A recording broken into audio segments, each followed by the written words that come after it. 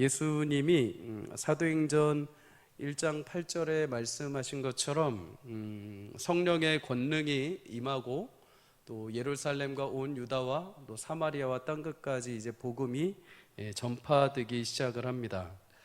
예수님의 복음 전파에 귀하게 사용되었던 인물은 바울만 있지는 않습니다. 당시 핍박을 피해 이주했던 무명의 성도들, 그리고 예수님과 함께 사역했던 제자들도 동일하게 복음의 증인으로 하나님 나라를 위해서 사용이 됩니다.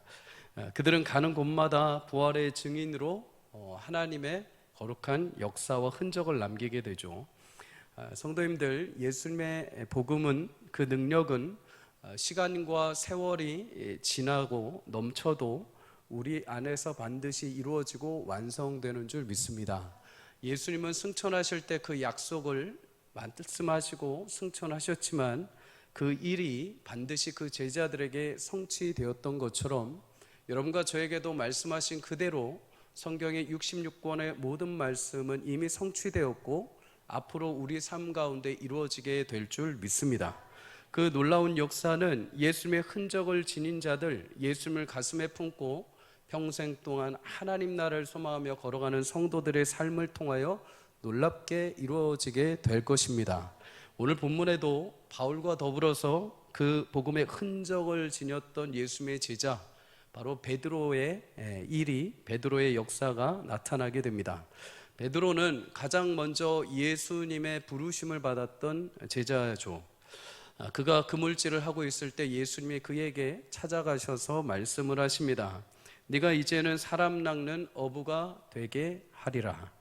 처음에 베드로는 이 말씀이 무슨 의미인지 잘 몰랐습니다. 그냥 예수님을 3년 동안 따라다니면서 내가 생각한 메시아이겠거니 하고서 예수님에게 배우고 그 곁에서 하나님의 역사를 체험을 합니다. 하지만 그의 최종적인 결론은 예수님을 저주하고 도망치는 것으로 끝이 나버리죠.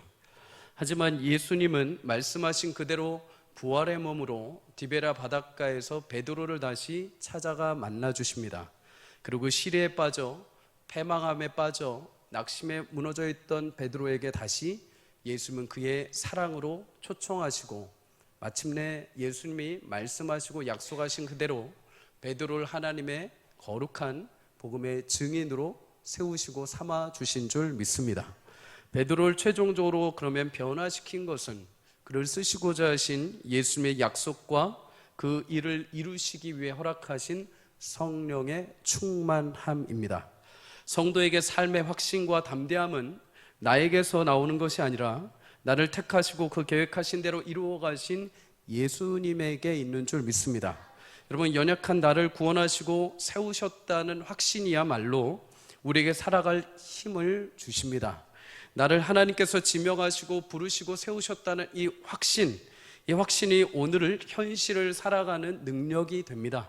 오늘 내 앞에 여러 가지 여리고와 같은 장애물이 있을지라도 내 힘으로는 그것을 감당할 수 없지만 하나님께서 돌라고 명하시고 마침내 그 여리고성을 허무신 것처럼 예수님만이 내 인생의 큰 힘이요 능력이 되심을 믿고 살아가는 자들에게 하나님께서 그 약속하신 능력을 성취하시는 놀라운 밤이 될 줄 믿습니다. 성도님들, 어부에 불과했던 베드로, 그의 전 인생은 어떻게 보면 실패로 마무리가 됐을 것입니다. 그럼에도 예수님은 그의 인생을 약속하신 대로 부르신 그대로 실패로 끝나지 않게 하시고 합당한 증인으로 세우신 것처럼 예수님 오늘도 여러분의 인생을 부르셨다면 그 부르신 그대로 사람 낚는 인생, 복음의 증인이 되는 인생, 세상의 빛과 소금과 같은 인생으로 삼아 주실 것입니다. 그 약속의 확신을 가지고 담대하게 주님 앞에 믿음으로 살아갈 수 있기를 주의 이름으로 축복합니다. 세상이 내 인생을 향해서 무엇이라 하든, 세상이 내 삶을, 나의 가정을, 나의 자녀를 향해서 무엇이라 하든 내 안에 계신 예수님으로 확신하고 살아갈 때 가는 곳곳마다 주님께서 놀랍게 역사하시며 주의 일들을 이루어 가시는 하나님의 생명과도 같은 일들을 체험하게 될 줄 믿습니다. 여러분, 복음이 예루살렘을 넘어서 이방 나라로 전파된다는 것, 사실 이거 쉽지가 않습니다. 인력으로도 할 수 없고 사람의 능력으로는 도저히 불가능한 거죠. 이것은 마치 철통과 같이 막혀있는 북한 땅에 복음이 들어가는 것과 똑같은 이치입니다. 그런데 우리는 지금 이미 적응을 하고 있죠. 우리는 경험하고 있습니다.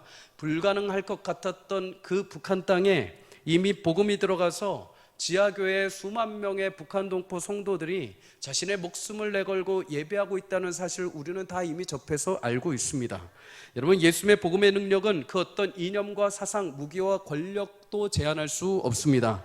단단하게 굳어진 우리 심령이라 하더라도 예수님의 성령의 복음의 능력이 임할 때 우리 영혼에 부드러운 마음이 일어나게 되고 새 영과 새 마음이 일어날 줄 믿습니다. 예수님의 복음의 능력은 반드시 흘러넘치게 되어 있습니다. 마를 정도로 주지 않으십니다. 차고 넘치게 부어주십니다.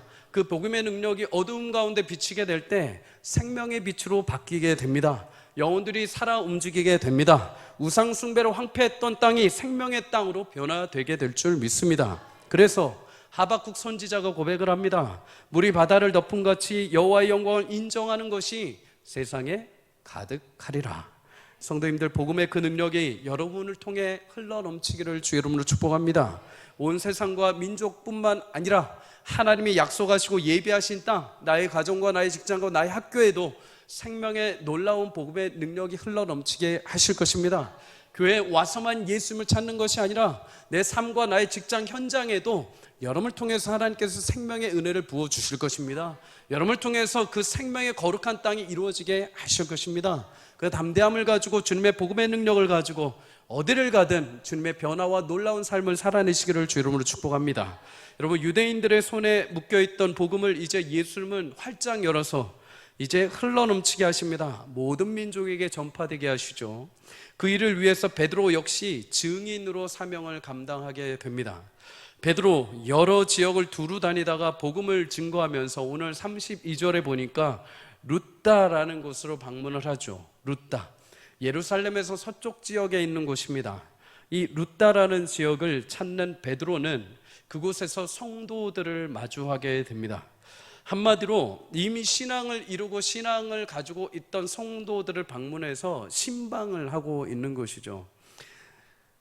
교회에서 교육자들이나 구역장들이 성도님들을 신방을 합니다. 물론 요즘에는 코로나 이후에 이제 방문하기를 꺼려 하시는 분들이 종종 있기도 합니다.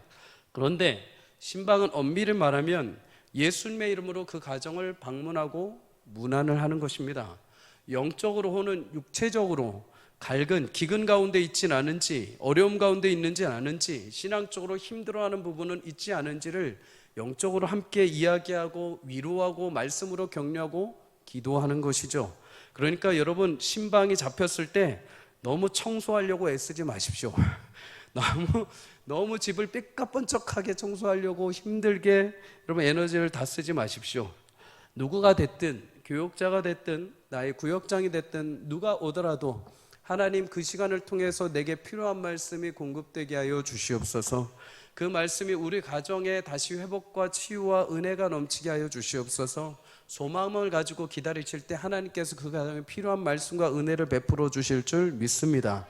여러분, 베드로는 루다라는 지역에 그렇게 신방을 갑니다. 그런데 거기서 애니야라는 사람을 만나게 되죠. 애니야, 오늘 33절에 보면 그는 중풍병에 걸렸다라고 말합니다.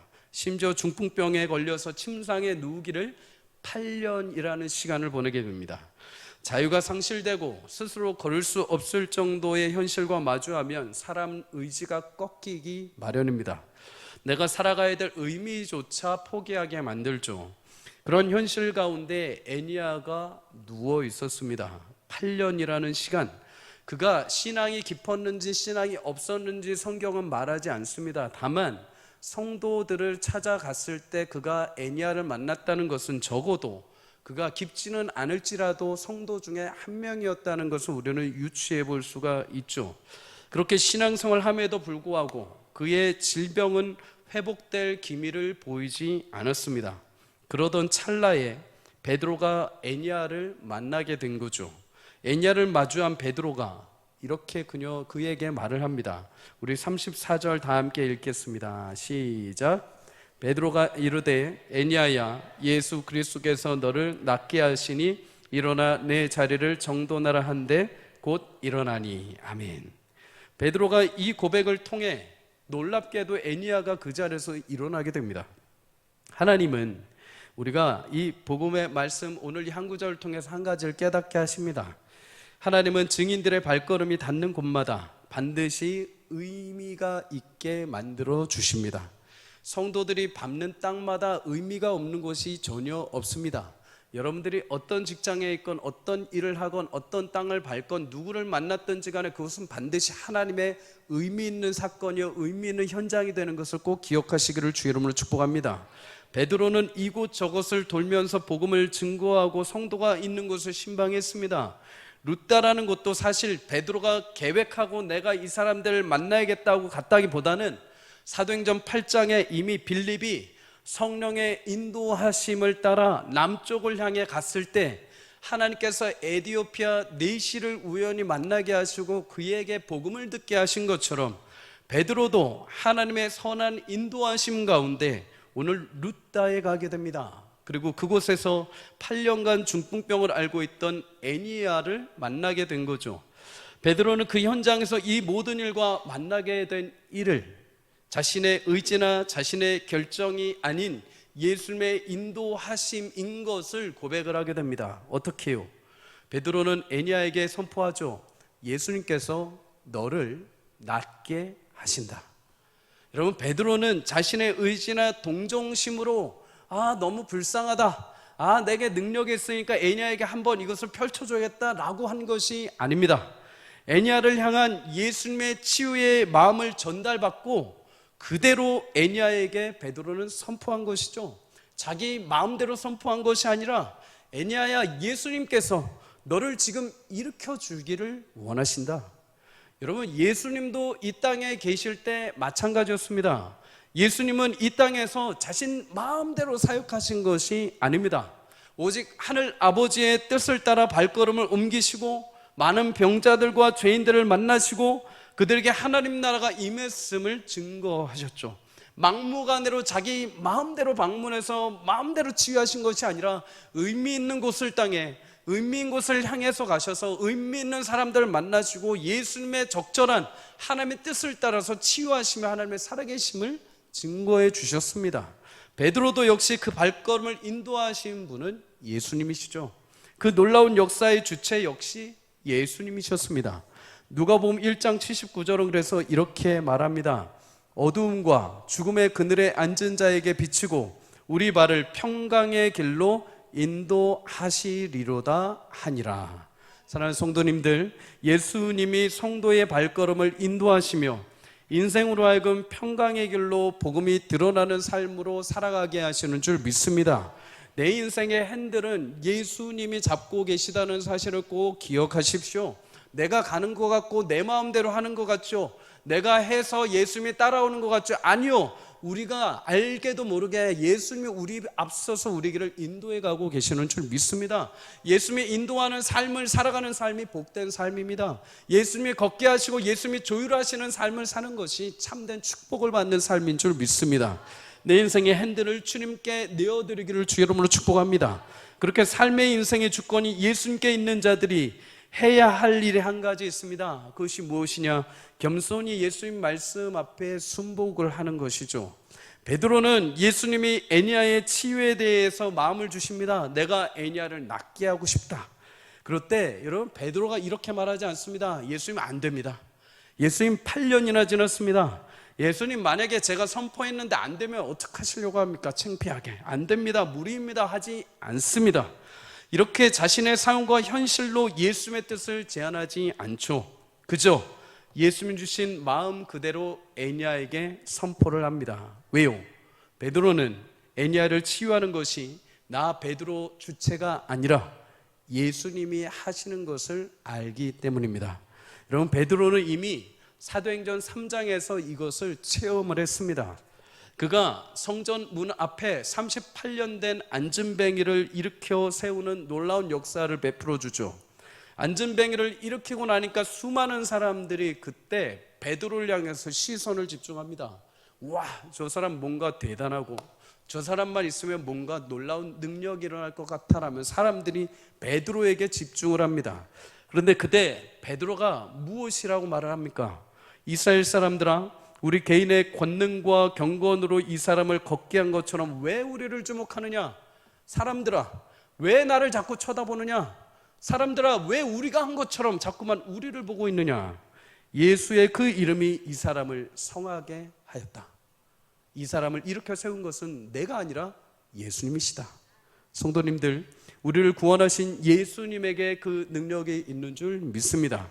우리가 흔히 예수님에게 능력을 공급받고 우리가 살아간다는 이 말은 내가 예수님 없이 내가 주체가 돼서 하나님께서 내게 힘을 주셔서 살아가는 것이 아니라 나는 빈 껍데기와 같이 힘없고 연약할지라도 그 능력을 가진 예수님이 내 안에 계시기에 내 안에서 그 능력을 행하시기에 우리가 그 능력대로 살아가게 되는 줄 믿습니다. 그렇게 할 때 가장 합당한 증거가 나타나게 됩니다. 예수님이 그 안에 임하셔서 예수님의 권능과 능력을 행하시며 역사를 베풀어 주실 때 나타나는 현상, 베드로가 예수님의 능력을 선포해서 애니야에게 그 질병에서 자유함을 얻게 되죠. 그랬을 때 35절에 뭐라고 말씀을 합니까? 룻다와 그 주변에 있던 사론의 지역에 있던 사람들 모두가 애니야의 치유됨을 보고 주께 돌아왔도다. 여러분, 주께 돌아왔다라는 것은 회개했다는 겁니다. 돌이켰다는 거죠. 애니야가 질병에 묶여있을 때 그 모습을 보면서 그들은 주님을 믿지 않았습니다. 반신반의였죠. 애니야가 예수님 믿는데도 왜 질병이 낫지 않냐? 설사 어느 정도 된다 하더라도 아직 자기들 마음에는 믿음이 있지 않은 겁니다. 그런데 마침내 애니야가 질병에서 치유함을 얻자 이제 주님 앞에 무릎을 꿇습니다. 그런데 여기서 누구에게 돌아왔다고 합니까? 주께로 돌아왔다. 베드로가 아니라 주께 돌아왔다는 겁니다. 성도님들, 예수님의 참된 기적과 역사는 사람에게 집중되는 것이 아니라 오직 예수 그리스도에게 집중되는 줄 믿습니다. 여러분과 제 안에 놀라운 기적과 역사들이 일어나기를 주 이름으로 축복합니다. 성령께서는 지금도 그 일들을 이루어 가시는 줄 믿습니다. 믿음이 연약한 지역, 믿음이 연약한 교회, 믿음이 연약한 가정, 믿음이 연약한 세대를 향해서 지금도 하나님의 살아계심을 증거하시기 위해 놀라운 기적과 표적을 베풀어 주시는 줄 믿습니다. 그런데 그 기적을 맛보고 그 사람에게 집중하지 않기를 바랍니다.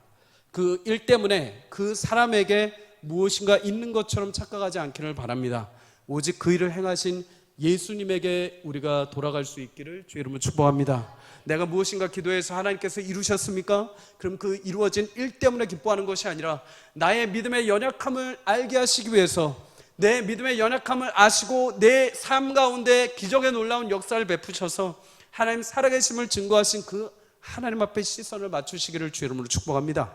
내 질병에서 자유함을 얻게 되었습니까? 그러면 질병의 자유함뿐만 아니라 내게 영원한 자유함의 모든 구원의 은혜를 주신 예수님에게 시선을 맞출 수 있기를 주 이름으로 축복합니다. 예수님의 참된 기적과 역사, 사람이 아니요 오직 주님께 향하게 되었습니다. 예수님께서 우리 가운데 행하시는 놀라운 기적과 그 감탄과 감격이 일어날 때 여러분 주님께 영광 올려드리는 저와 여러분이 되시기를 주 이름으로 축복합니다. 우리 가운데 수년간 질병과 고통의 멍에를 짊어지신 분이 계십니다. 육체의 연약함, 아무리 기도해도 하나님께서 마치 바울이 3번이나 기도했음에도 그의 육체의 질병을 그대로 남겨놓으신 것처럼 끊임없이 내 육체에 그 연약한 가시를 끌어안고 살아가시는 성도님들이 계십니다. 이게 오래되다 보니 한숨도 나오고 좌절스러운 마음이 들기도 하죠. 그러나 성도님들, 하나님은 오늘 8년간 중풍병을 묶여있던 애니야의 질병을 치유하심으로 하나님의 영광을 드러내신 것처럼 많은 이들이 주께 돌아오게 하신 것처럼 여러분 고난과 질병 가운데도 하나님의 선한 뜻과 계획이 숨겨져 있음을 기억하시길 주 이름으로 축복합니다. 우리 약함을 통해서 하나님 반드시 하나님 많은 이들이 주께 돌아오게 하시고 하나님 나라의 역사를 이루어 가시는 줄 믿습니다. 여러분 이렇게 한쪽에서는 질병이 치유되고 놀라운 구원의 역사를 경험합니다. 동시에 한쪽에서는 반대로 죽음에 대한 슬픔의 소식이 들려옵니다. 룻다에서 조금 더 서쪽으로 가게 되면 욥바라는 항구 도시가 나옵니다. 신실한 믿음의 신앙을 가지고 살던 다비다라는 여인이 그 욥바에서 죽음을 맞이했다는 거죠. 성경에 보면 남자들이 흔히 제자로 등장을 합니다. 그런데 여성이 유일하게 최초로 제자라는 단어로 수식한 말이 나옵니다. 그게 오늘 처음 등장하죠. 그 여인이 바로 다비다입니다. 여자로서 첫 제자라는 의미로 다비다. 36절에 보면 그녀의 헬라식 이름을 도르가라고 말하죠. 도르가. 그 의미를 보자면 가젤, 사슴하고 비슷하게 생긴 이 가젤 영양을 뜻합니다. 영양, 이 가젤은 아름다움과 품위의 상징이죠. 그녀는 그 이름에 걸맞게 선한 마음으로 많은 선행과 구제를 하며 신실하게 제자로 살던 여인입니다. 성실하게 믿음을 지키고 하나님 말씀에 따라 구제를 행하고 하나님을 경외했던 여인이 죽게 된 것이죠. 종종 우리도 이러한 현실과 마주할 때가 있습니다. 저 사람은 정말 선해, 저 사람은 정말 법 없이도 살 사람이야 라고 생각했는데 오히려 하나님이 그 생명을 빨리 거두어 가실 때가 있습니다. 반대로 저 인간은 왜 하나님이 안 데려가시지? 라고 궁금증을 일으키는데도 불구하고 그가 안 죽습니다. 건강합니다. 하나님이 그를 오래 살게 하시기도 합니다. 장수합니다. 그래서 전도서 7장 15절은 그 희한한 일에 대해서 이렇게 말을 하죠. 내 허무한 날을 사는 동안 내가 그 모든 일을 살펴보았더니 자기의 의로움에도 불구하고 멸망하는 의인이 있고 자기의 악행에도 불구하고 장수하는 악인이 있으니. 온 세상의 지혜를 깨달았던 솔로몬조차도 이 세상을 산 날 동안에 한 가지 이해되지 않는, 어쩔 수 없이 우리가 받아들여야 되는 일이 있는데 그것이 무엇이냐? 아무리 의롭게 살던 사람이라 하더라도 일찍 죽을 수 있다는 겁니다. 반대로 정말 나쁜 인간, 악행을 범하는 사람이라 하더라도 발 뻗고 오래오래 잘 자고 잘 살 수 있다는 거죠. 그것이 우리 인생이라는 겁니다. 그러기에 우리가 무엇을 기억해야 할까요? 인생에 살고 죽는 것은 나의 어떤 행위에 달려있는 것이 아닙니다. 인생에 살고 죽는 것은 오직 여호와 하나님 손에 달려있는 줄 믿습니다. 성도라고 해서 오래 장수하는 것도 아니요, 믿지 않는다고 해서 단명하는 것도 아닙니다. 분명 각자 인생마다 하나님이 예정하신 시간이 있습니다. 허락하신 하나님의 시간이 있죠. 물론 그 시간의 이유와 원인과 길이를 우리는 알 수 없습니다. 왜 저 사람은 선하게 살았는데 짧게 살아야 하고 왜 그 사람은 나쁜 짓을 하면서도 오래 살아야 하는지 우리는 전혀 알 수 없습니다. 하지만 성도가 한 가지 기억해야 하는 것은 인생을 향하신 하나님의 계획과 뜻은 신실하시다는 것입니다. 성실하시고 완전하신 하나님이 계획하신 뜻을 따라 우리 인생에 주어진 시간임을 믿고 성도로서 귀한 흔적을 남기기 위해 우리는 인생 하루하루를 최선을 다해 믿음 안에서 살아내야 하는 것이죠. 다비다 그녀 역시 자신의 죽음을 전혀 예측하지 않았을 것입니다. 그저 하나님의 제자로 하루하루 열심히 구제하고 말씀하신 대로 선한 일을 행한 것이죠. 그러나 죽음이라는 것이 아무리 하나님의 제자를 하더라도 아무리 선하게 구절을 했다 하더라도 그 여인을 비켜가지 않았습니다. 참된 성도로 제자로 살았던 그녀의 인생이 그렇게 허무하게 끝나는 것 같았습니다. 그런데 하나님은 그 고귀한 성도의 인생을 그렇게 허무하게 끝나지 않게 만들어 주셨습니다. 성실하게 주의 길을 걸어간 성도의 인생에 반드시 고귀한 열매가 맺히는 것을 보여주시죠. 한 알의 밀알이 땅에 떨어져서 어떻게 열매를 신실하게 맺었는지를 반드시 보여주십니다. 그 열매는 그녀의 죽음 이후에 나타나게 됩니다. 오늘 본문 38절과 39절 함께 읽도록 하겠습니다. 시작. 룻다가 욥바에서 가까운지라 제자들이 베드로가 거기에 있음을 듣고 두 사람을 보내어 지체 말고 와달라고 간청하여 베드로가 일어나 그들과 함께 가서 이르매 그들이 데리고 다락방에 올라가니 모든 과부가 베드로 곁에 서서 울며 도르가가 그들과 함께 있을 때 지은 속옷과 겉옷을 다 내보이는 거거늘. 여러분, 다비다의 죽음을 슬퍼한 나머지 그녀를 아끼는 다른 제자들이 룻다에 머물던 베드로를 급하게 불러오게 됩니다. 전가를 받고 달려온 베드로는 다락방이 깨끗하게 씻겨져 세마포로 덮여져 있는 다비다의 시체와 마주하게 됩니다. 그런데 여러분, 그 다비다의 시체 주변에 누가 있느냐? 과부들이 그 곁에서 울며 함께 속옷과 겉옷을 베드로에게 보여주었다고 합니다. 그만큼 다비다라는 여인은 살아있는 동안에 소외되고 힘들게 살아가는 과부들을 돕고 구제하는 일에 열심을 냈던 것이죠.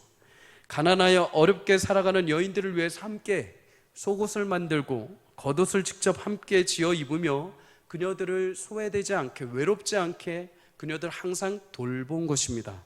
그렇게 다비다의 귀한 섬김과 헌신을 받았던 사람들이 다비다의 죽음을 애통해하며 베드로를 모셔온 거죠. 불러온 겁니다. 어떻게 해서든 이 여인은 지금 하나님이 데려가시면 안 되는 여인, 어떻게 해서든 이 여인은 지금 우리 교회, 우리 성도들에게 지금 내 삶에 반드시 필요한 사람, 그러니 어떻게 해서든 살려주십시오. 사랑하는 성도님들, 여러분 주변에 어떠한 성도들이 여러분을 향해서 외칠 때마다 여러분을 향해서도 이런 고백이 일어나기를 주의 이름으로 축복합니다. 당신이 있어야 됩니다. 당신이 계셔야 됩니다. 당신이 계시기에 우리 교회가, 당신이 있기에 우리 가정이, 당신이 있기에 나의 직장과 나의 사업장이 이렇게 하나님의 은혜와 하나님의 위로를 받게 됩니다. 그런 여러분 요구와 그런 칭찬이 여러분과 저에게 있기를 주의 이름으로 축복합니다. 사람은 누구나 자신의 삶의 흔적을 뚜렷이 보고 싶어합니다. 쉽게 말해서 빨리 결과를 맺어보고 싶어하는 거죠. 지금 내가 성도로 잘 살고 있는지, 내가 살아온 인생의 선택이 잘 선택한 인생인지, 내가 최고의 가치라고 여긴 것이 분명한 것인지, 정말 내가 여태까지 바른 길을 걸어왔는지 여러 가지를 통해서 빨리 확인하고 싶어 합니다. 그런데 여러분, 그렇게 뚜렷하게 굵은 흔적은 사실 여러분과 제가 살아있는 동안엔 잘 발견이 되지 않습니다. 잘 보이지 않습니다. 언제 보일까요? 우리가 죽음을 맞이했을 때, 죽고 난 이후 나의 장례식에서 내가 죽음을 넘어 영원한 부활의 소망을 입고 이 땅의 삶을 마감하는 그날, 나를 기억하고 찾아와 주는 사람들로 인해서 내가 살았던 그 흔적이 더욱 분명하고 명확하게, 아주 뚜렷하게 드러나게 되는 경우를 보게 됩니다. 여러분, 종종 장례식장에 가서 예배를 하면 느끼는 것이 있습니다. 무엇이냐? 사실 고인이 된 부모님의 자녀들마저도 정확하게 부모님이 어떤 인생을 사셨는지, 어떤 삶을 살아왔는지 잘 모릅니다. 잘 모릅니다. 부모님이 살아온 인생, 야, 네가 태어나기 전에 내가 30년 전에 이렇게 태어났고 이런 시절을 보냈고 이렇게 먹고 살았고 이런 일을 했고 이런 고민을 했고 이렇게 다 얘기해 주지 않으십니다. 그런 부모님들 없습니다. 그냥 내 자녀는 어떻게 해서든 편안하길, 내 자녀는 내 어려움과 내 눈물들을 맛보지 않기를 바라면서 그냥 모진 삶을 살아낼 뿐이죠. 그래서 자녀들은 어떤 인생을 부모님이 살았는지 잘 모릅니다. 아무리 이야기를 해도 이해할 수 없습니다. 그런데 부모님들이 어떤 인생을 살아왔는지 유일하게 확인할 수 있는 순간이 있습니다. 바로 장례식장에 찾아오는 손님들을 보면 알 수가 있습니다. 살아생전 여기저기 흩어져 있던 부모님의 흔적들, 부모님들의 노력과 수고가 부모님의 부고를 듣고 달려오는 분들을 통해서 뚜렷해집니다. 그 흔적이 부모님의 부고를 듣고 달려온 사람들을 통해서 남게 되는 거죠. 그곳에 찾아온 사람들을 보면서, 아, 부모님이 이런 삶을 사셨구나, 아, 부모님이 이렇게 최선을 다하셨구나, 아, 부모님이 이런 일까지 하셨구나, 이런 분까지 만나셨었구나 하고서 그때서야 부모님의 흔적이 뚜렷하게 드러나게 됩니다. 여러분, 영락교회 다니며 의사로 일하던 한 젊은이가 있습니다. 그는 유명한 대학병원에 근무했던 권위자도 아니요, 업적을 남긴 의학자도 아닙니다. 그저 예수님처럼 환자를 아끼고 사랑하며 육체적인 피치료를 위해서 헌신했던 젊은 의사입니다. 그는 소망하기를 매일같이 자신이 치료받는 이 환자들이 육체적인 치료뿐만 아니라 영적으로도 치료되기를 간절히 소망했습니다. 그래서 매일 밤마다 환자들을 찾아가셔 그들을 위해서 기도했습니다. 2000년도에 의료 사태가 일어날 때 사실 이 의사라는 조직 문화 안에서 나는 다른 의견이요 하고서 나 혼자 홀로 다른 길을 걷는다는 건 굉장히 쉽지 않죠. 따가운 시선과 눈초리를 받을 수 있습니다. 그런데 그때 의료 사태가 일어나서 모든 의사들이 진료를 거부하는 그 순간에도 이 청년 의사는 자기 혼자 가운을 입고 환자들 곁을 지켰습니다. 그의 성품과 신실함을 알던 의사 동료들도 그가 이미 그럴 줄 알고 있었다고 합니다. 그래서 그가 홀로 남는다 하더라도 그를 왕따시키거나 그에게 뭐라 핀잔 주지 않았습니다. 오히려 그의 행동이 당연히 그럴 것처럼 인정하고 그를 존중해 주었죠. 그는 의대생 시절부터 아이디를 스티그마라고 하면서 사용을 하게 됩니다. 스티그마, 헬라어로 흔적이라는 단어입니다. 흔적. 고대 노예들이 주인에게 종속될 때 주인은 뜨거운 인두로 그 종의 몸을 지지게 되죠.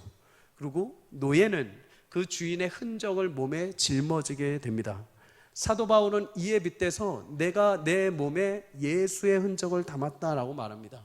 예수님의 십자가의 흔적이 자신의 심령 가운데 박혔다는 거죠. 이 청년 의사는 사도 바울의 이 말을 자신에게 인용해서 나 또한 예수님의 흔적이 남는 인생이 되길 바라며 그렇게 스티그마라는 아이디를 사용하며 살아갑니다. 그렇게 예수님의 흔적처럼 살아가고 싶었던 이 선한 젊은 의사는 군 복무를 하던 도중에 유행성 출혈열에 감염이 되고 맙니다. 그를 위해서 많은 의사 동료, 많은 교수가 붙어서 그의 회복과 치료를 위해 노력했지만 그는 끝내 2006년 1월 33살의 젊은 나이로 하나님 품에 안기게 되죠. 그가 바로 예전에 책에 나왔던 그 청년 바보 의사의 주인공인 안현수라는 청년입니다. 그는 젊어서부터 자신의 삶을 예수님 위해서 어떻게 살아갈까, 어떻게 예수님처럼 살아가야 되는지를 늘 고민하며 예수님의 흔적을 남기기 위해서 선하게 예수님을 닮기 위해서 최선을 다해 살아오게 됩니다. 그래서 그의 젊은 죽음이 많은 이들에게 안타까움을 불러일으켰죠. 그렇지만 아무리 선하게 살았다 하더라도 그렇게 일찍 죽어버리니 무슨 의미가 있겠습니까? 그렇게 남들 가지 않는 열심을 다했다 한들 죽고 나서 무슨 의미가 있겠습니까? 하지만 하나님은 그 인생의 죽음을 통해서 더 뚜렷한 흔적을 남겨주시게 됩니다. 그의 장례식에 무려 4,000명의 사람들이 찾아왔습니다. 그 가운데는 그의 동료 의사, 간호사, 병원 직원, 교회 선후배, 대학부 제자들, 군인들, 병원 청소하는 분, 식당 아줌마, 침대 미는 도우미, 매점 앞에서 구두 닦는 분, 심지어 이름도 얼굴도 알 수 없는 분이 오셨는데 어느 날 자신에게 찾아와서 자신에게 알 수 없는 도움을 주고 간 청년이라 하여서 그 청년이 죽었다는 소식을 듣고 찾아온 한 사람, 그렇게 그가 살았던 인생의 흔적들이 그의 마지막 날 장례식에 아주 굵고 선명하게 그려지는 것을 보게 됩니다. 사랑하는 성도님들, 여러분과 저의 삶도 지금이 아름다울 뿐만 아니라 그리스도 안에서 마지막을 맞이할 때 그 이후에 더욱 아름답고 뚜렷한 흔적이 남기를 주의 이름으로 축복합니다. 그것이 바로 예수 그리스도를 믿는 흔적이요, 예수님을 위해 살다가는 흔적이 되는 줄 믿습니다. 예수님이 내 안에 머무신다면, 내가 예수 그리스도를 믿고 살아가는 하나님의 백성이라면 하나님은 반드시 그 흔적을 여러분의 삶을 통해서 이뤄내시게 될 줄 믿습니다.